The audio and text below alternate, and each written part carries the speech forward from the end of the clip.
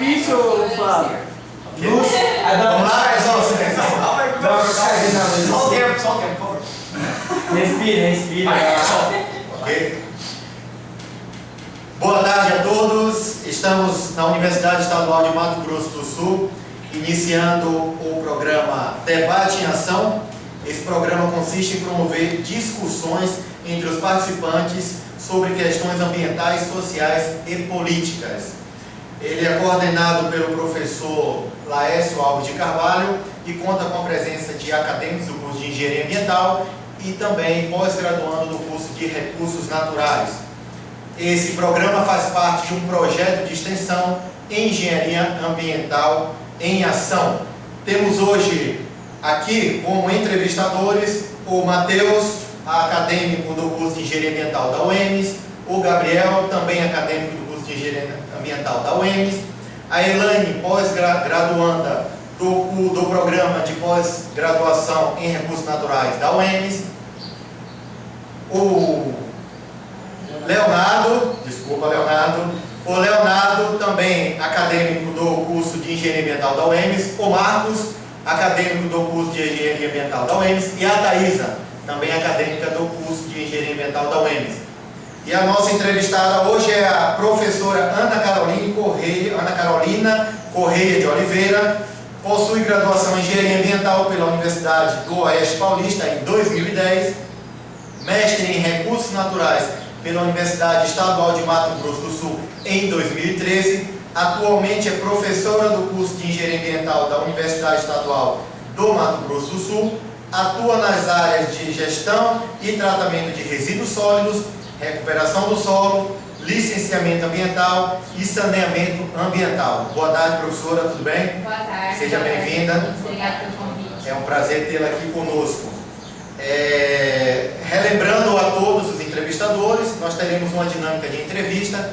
Cada entrevistador poderá fazer de uma ou duas perguntas ao entrevistador e nós estaremos aqui coordenando os trabalhos nesta tarde. Para iniciar essa rodada de perguntas, o acadêmico do curso de Engenharia Ambiental, Marcos, fará a sua pergunta para a professora Ana Carolina. Por favor, Marcos. Boa tarde, professor. Boa tarde. Minha primeira pergunta, apesar dela parecer um pouco simples, tem toda uma complexidade por trás disso. É a questão de lixo. Por que, na sua opinião, as pessoas ainda jogam lixo nas ruas? Então, bom, primeiramente eu queria agradecer o convite, parabenizar, viu, professor Laércio? É uma iniciativa extremamente válida, muito interessante, parabenizar todos os participantes, né? E dizer que eu estou muito feliz de estar dando essa entrevista aqui para vocês.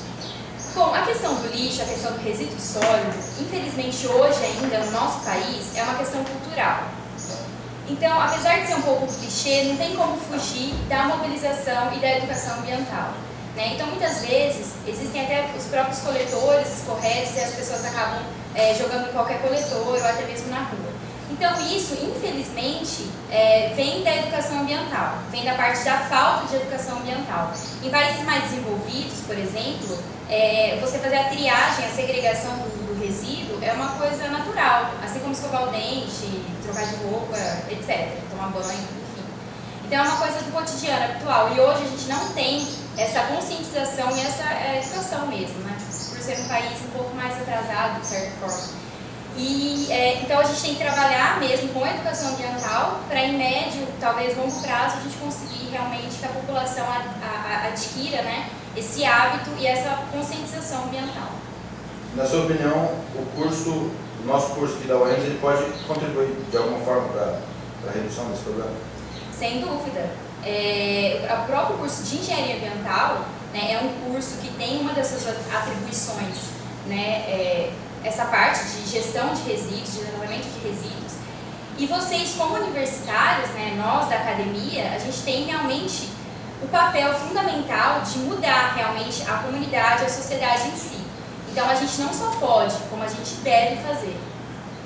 Ok, professor, muito obrigado. Dizendo a todos que a qualquer momento vocês podem interferir e fazer algum comentário, outro questionamento em cima do que a professora respondeu. A Elaine fará uma pergunta. Por favor, Elaine. Boa tarde. Então, sabemos que uma das ações de minimizar o volume de resíduos destinados aos aterros é a coleta seletiva nos municípios. Na sua opinião, por que é incomum ainda a distribuição de pontos de coleta seletiva no município de Dourados? E ainda, o que está faltando para Dourados melhorar nessa questão? Boa tarde, Elaine. Então, na verdade, não é só uma coisa, é um ponto crucial, porque de acordo com a Política Nacional de Resíduos Sólidos, que é a Lei 12.305 de 2010, ela trata como obrigatoriedade a reciclagem, a incineração, ou seja, enquanto o resíduo ele é passível de reaproveitamento, ele não pode ser descartado em aterro sanitário. Só vai para o aterro sanitário aquilo que é rejeito, ou seja, aquilo que não pode mais ser reaproveitado. E nos municípios, o que a gente vê muito são questões políticas. Então, embora tenha o Plano Nacional de Resíduos Sólidos, o Plano Estadual de Resíduos, a própria Lei Verde, se tratando aqui do município de Dourados, ela traz, o próprio IMAN, que é o Instituto de Meio Ambiente de Dourados, né, ele traz essa responsabilidade para ele, de fiscalizar tanto o órgão público, no caso as prefeituras, que fariam a limpeza urbana, quanto as instituições particulares, né, empreendimentos, etc. e tal. Então, a obrigatoriedade existe.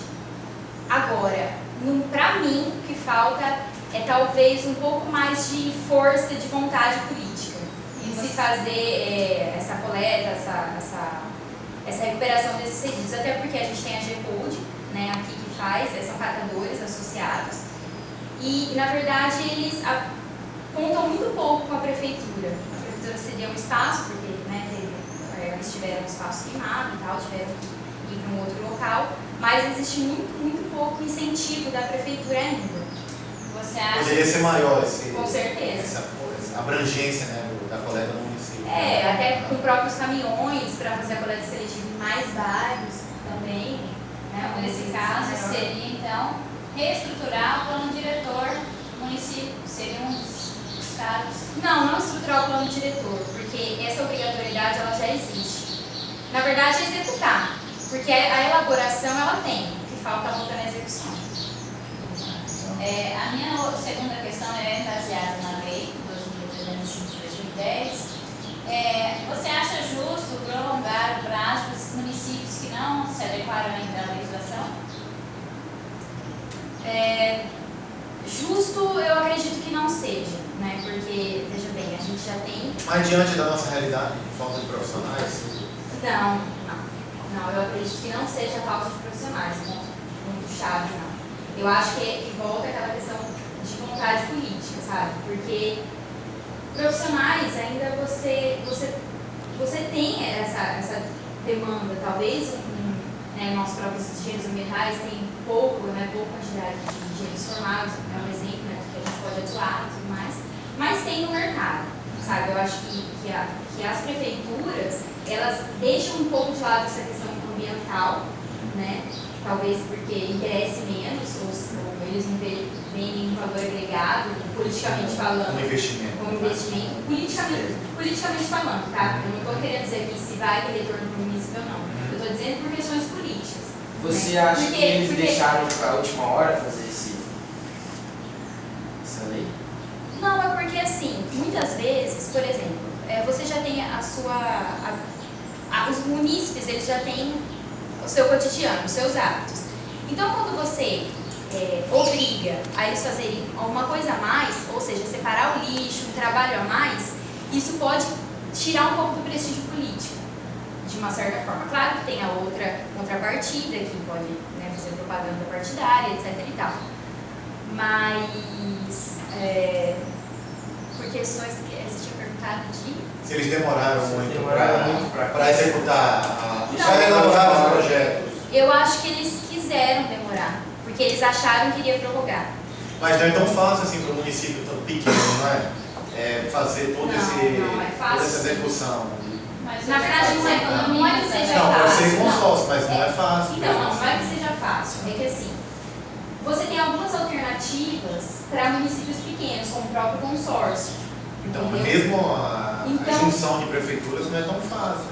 não é tão fácil por questões políticas. Certo, então. Isso. Por questões políticas, que não é fácil. Tá.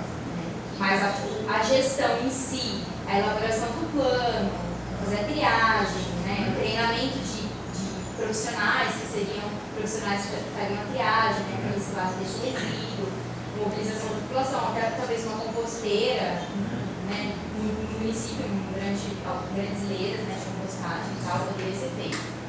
Em municípios pequenos isso se torna até mais fácil, sabe? Você tem um domínio um pouco maior, assim. Isso aí seria um mercado aí, né, para os profissionais também, essa parte. Ok, o Leonardo, por favor. Boa tarde. Boa tarde, né? A minha questão é sobre licenciamento. Muitas empresas e indústrias hoje, elas operam sem licenciamento ambiental. Também com isso surgem alguns questionamentos em relação ao aspecto legal. Na sua opinião, por que as penas atuais não estão sendo suficientes? Por que as penas atuais ou por que a obrigatoriedade de se ter o licenciamento ambiental não é suficiente? Ambos os dois. Leonardo, o que é crucial assim, na questão do licenciamento ambiental é a fiscalização. Hoje, os órgãos ambientais, ele tem um corpo técnico um pouco reduzido, digamos assim, para a demanda de licenciamentos que dão entrada, de processos que dão entrada. Então, assim, tem poucos profissionais, é um processo moroso por conta disso, né, porque é um processo que você tem que analisar, né, detalhadamente. Então, como tem poucos profissionais, acaba se tornando um pouco moroso, porque tem todas as licenças, vai e volta, etc e tal, as etapas do licenciamento. Mas, assim, hoje eu acredito que o ponto principal é essa quantidade de profissionais do corpo técnico do órgão ambiental reduzida. Porque, assim, eles não dão conta nem de fiscalizar os processos que foram dados à entrada. Quanto mais fiscalizar processos que são ilegais. Eles só vão fiscalizar se tiver alguma denúncia. Muito provavelmente.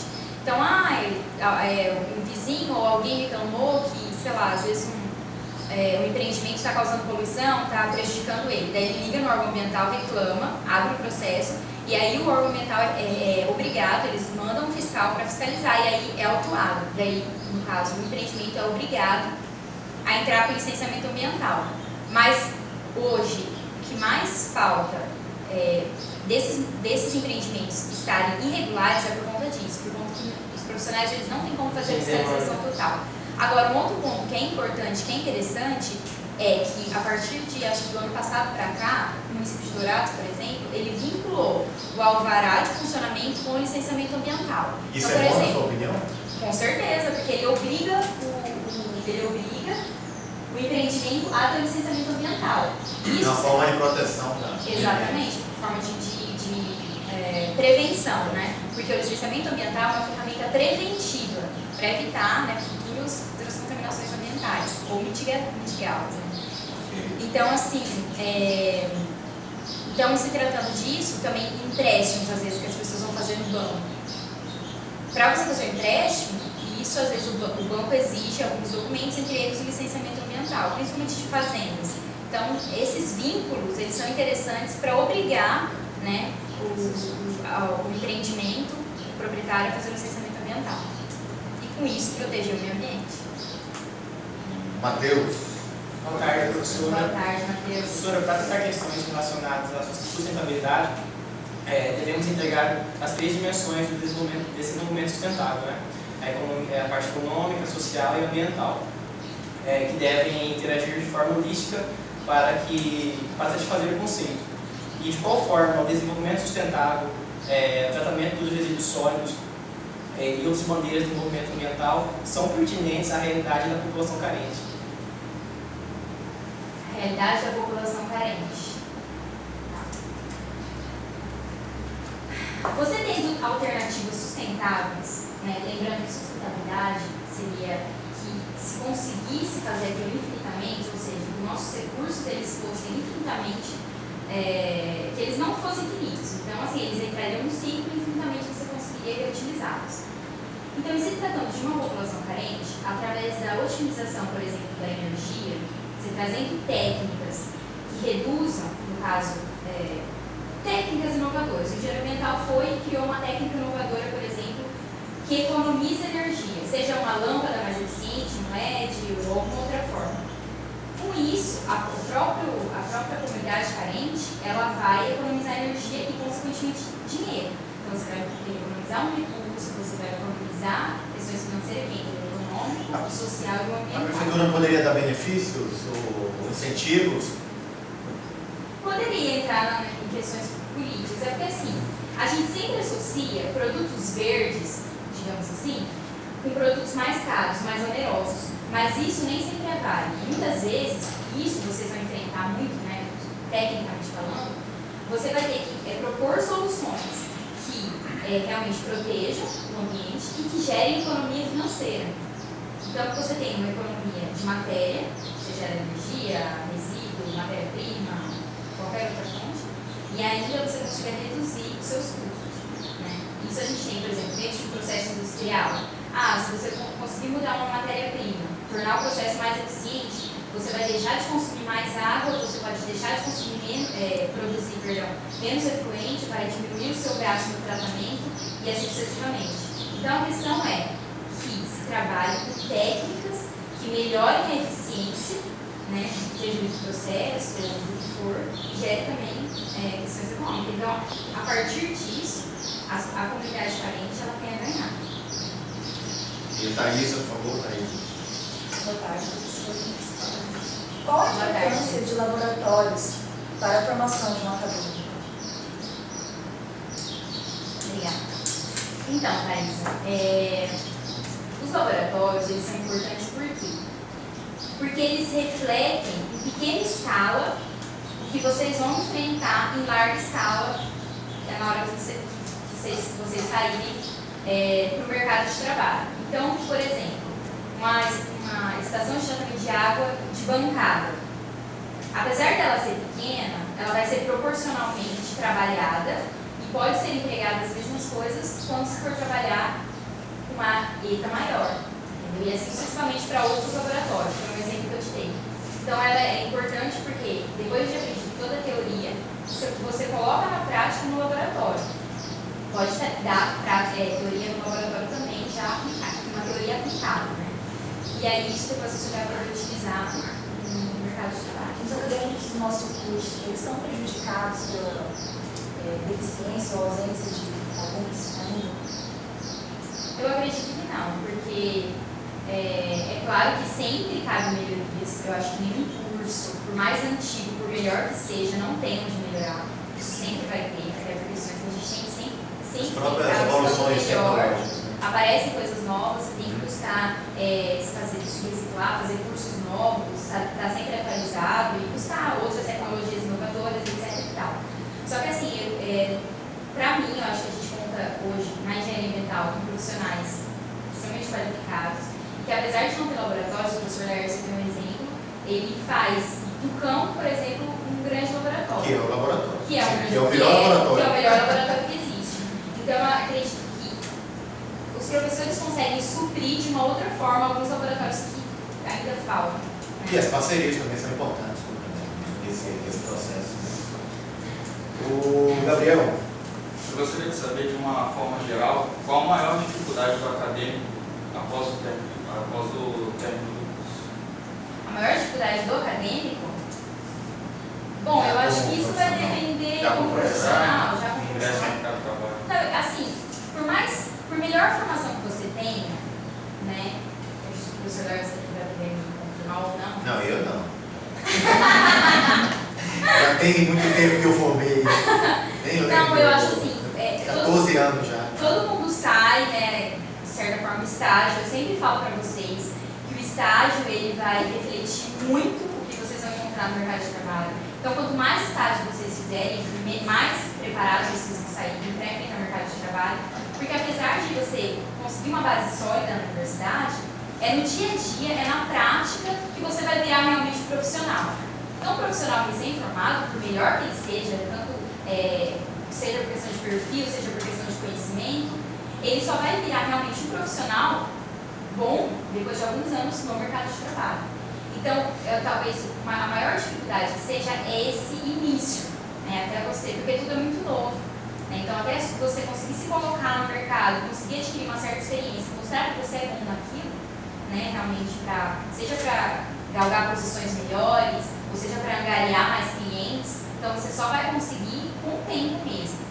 E eu vejo assim, isso vai depender muito de cada um. Né? Por exemplo, às vezes as pessoas que se formam elas não querem sair, né, de perto de casa, elas talvez encontrem uma dificuldade um pouco maior de se colocar no mercado de trabalho, né, não necessariamente. Então, para mim, profissionalmente falando, é isso, é você ter essa confiança, né, esse desprendimento também e batalhar e fazer o seu nome. Realmente virar um profissional de qualidade. E de que forma que a faculdade pode auxiliar nisso? Ela te dá algum amparo, algum auxílio ou não? Ela... Para o egresso ou na para universidade? Para o egresso, no mercado de trabalho. Não, mas eu digo para o egresso, ou seja, depois que o profissional, que o estudante saiu daqui. Depois que saiu daqui. Olha, eu acho que os profissionais, eu tenho recebido, às vezes, algumas vagas de emprego, né? Até falo, não dá para segurar até o final do ano, porque a gente tem um monte de gente boa saindo daqui, então tem nenhum profissional. Então, assim, seja por questões de, lógico, na faculdade, a gente tenta passar para vocês o máximo, tenta incentivar a fazer estágio, a participar de pesquisa, de extensão e tudo mais. Mas, assim, posteriormente que vocês saem daqui, esse contato é importante para a troca de informações, tanto para nós, que estamos aqui na academia, que vocês podem trazer informações novas do que está acontecendo lá, quanto para vocês também, porque, por exemplo, como eu tenho uma rede de contatos talvez um pouco maior, que ainda vocês estão se formando aí, vocês vão conseguir a rede de contatos de vocês, então às vezes eu fico sabendo de alguns cursos ou algumas vagas que eu posso, não só eu, como todos os professores aqui, no caso a academia, os professores, podem passar para vocês.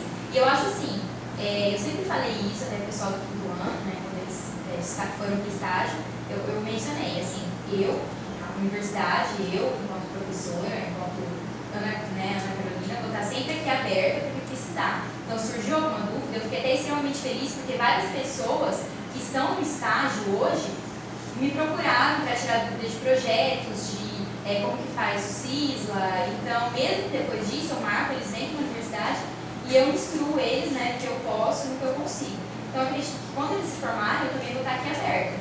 Precisou de mim, eu acho que tanto da universidade, dos demais professores que eu conheço, a gente vai estar aqui aberto para sanar as dúvidas de vocês, para auxiliar, o que for preciso. E a minha segunda pergunta, qual o perfil de profissional que você contrataria para a sua empresa?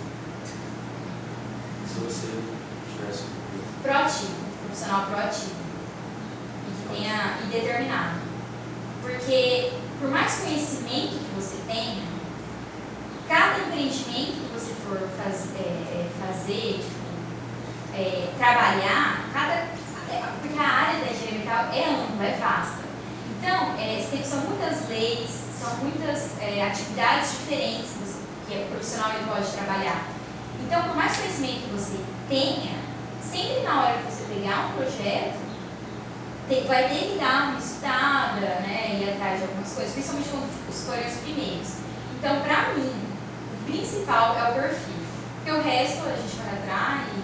Você acha que a UEMS, ela ajuda o acadêmico a desenvolver essas áreas, ser proativo? Com certeza.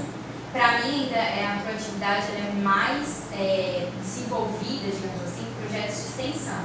Pesquisa também, porque eu sou didática, tem que fazer palestra, em congresso, mas para mim a extensão, esse trabalhar, eu acho que amadurece muito e gera no acadêmico essa proatividade de ir, de conversar, de fazer, né? Então, para mim é interessante assim, essa parte de extensão. Aqui um exemplo, né? Aqui um exemplo, um projeto de extensão. Projeto de extensão que vocês estão... Vocês estão aí totalmente nervosos, né? Não, tem...